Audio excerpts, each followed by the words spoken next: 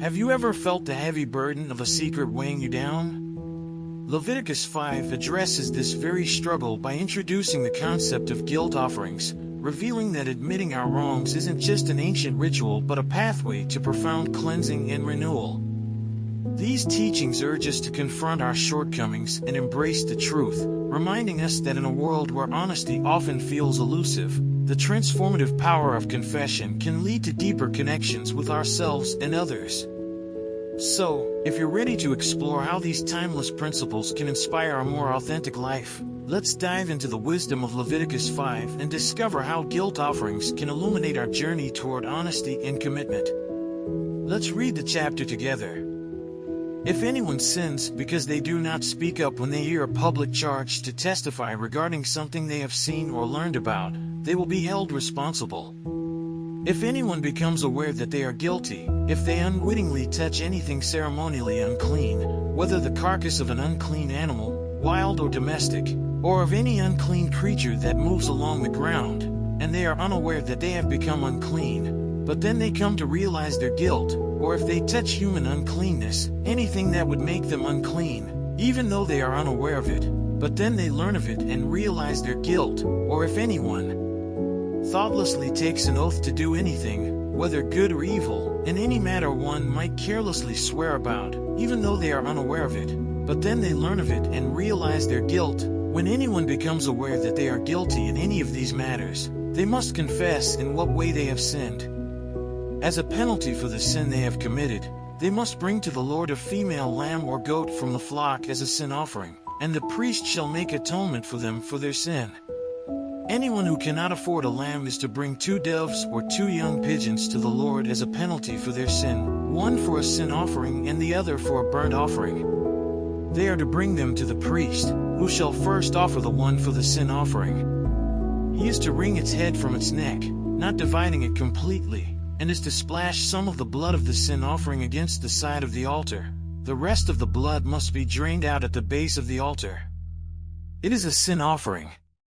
The priest shall then offer the other as a burnt offering in the prescribed way and make atonement for them for the sin they have committed, and they will be forgiven. If, however, they cannot afford 2 doves or 2 young pigeons, they are to bring as an offering for their sin 1/10 of an ephah of the finest flour for a sin offering.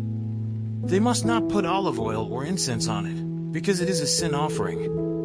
They are to bring it to the priest, who shall take a handful of it as a memorial portion and burn it on the altar on top of the food offerings presented to the Lord. It is a sin offering. In this way the priest will make atonement for them for any of these sins they have committed, and they will be forgiven. The rest of the offering will belong to the priest, as in the case of the grain offering. The Lord said to Moses, "When anyone is unfaithful to the Lord by sinning unintentionally in regard to any of the Lord's holy things, they are to bring to the Lord as a penalty a ram from the flock, one without defect and of the proper value in silver, according to the sanctuary shekel. It is a guilt offering. They must make restitution for what they have failed to do in regard to the holy things, pay an additional penalty of 1/5 of its value and give it all to the priest. The priest will make atonement for them with the ram as a guilt offering, and they will be forgiven.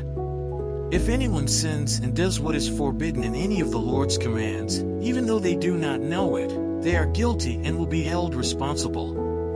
They are to bring to the priest as a guilt offering a ram from the flock, one without defect and of the proper value.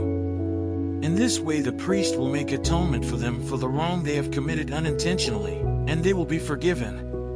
It is a guilt offering. They have been guilty of wrongdoing against the Lord. Let's say a quick prayer to thank the Lord for His mercy. But first, if you found these insights valuable, don't forget to subscribe to the channel and turn on notifications. Let's continue this journey together, exploring how ancient wisdom can inspire us to change our lives for the better. What will your next step be in embracing truth and commitment? Hey God, thank you for the wisdom found in your word, especially in Leviticus 5. I'm grateful for the insights on guilt offerings and the power of confession. Please help me to embrace these teachings in my everyday life. Guide me to confront my shortcomings with courage and to seek genuine reconciliation with those I may have hurt. May your Spirit lead me to walk in truth and integrity, transforming my relationships and my heart. I trust in your guidance as I strive to apply this knowledge, and I'm thankful for your constant love and support. Amen. As we wrap up our exploration of guilt offerings in Leviticus 5, it's essential to reflect on how these ancient principles can profoundly impact our modern lives. How often do we hold on to secrets or evade confronting our wrongs? The teachings of confession and atonement invite us to let go of those burdens, encouraging us to embrace vulnerability and authenticity. By acknowledging our shortcomings and seeking genuine reconciliation, we open the door to healing and transformation, both for ourselves and our relationships. Imagine the power of cultivating a culture where honesty reigns and accountability is cherished. What would it look like for you to incorporate these practices into your life? Whether it's having that honest conversation you've been putting off or making amends for a past mistake, each step can lead to a more fulfilling and liberated existence. So, I encourage you to take a moment and reflect. What truth is waiting to be brought into the light? And, as always, don't forget to check the last video and learn more about the scriptures.